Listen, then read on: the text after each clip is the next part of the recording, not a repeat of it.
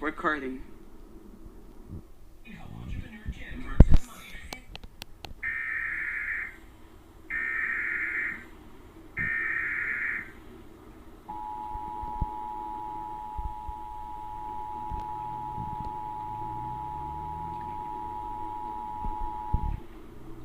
National Weather Service in the Twin Cities has issued a tornado warning for northeastern Goodhue County and southeast Minnesota, southern Pierce County, southwestern Pepin County until 8 p.m.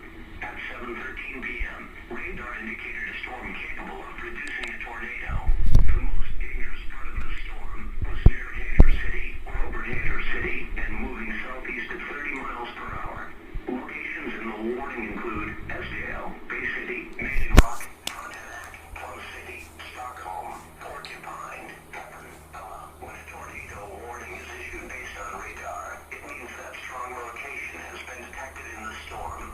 A tornado may already be on the ground, or is expected to develop shortly.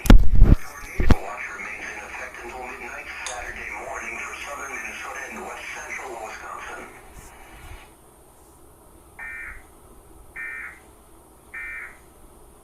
You make them feel like they can't come to me.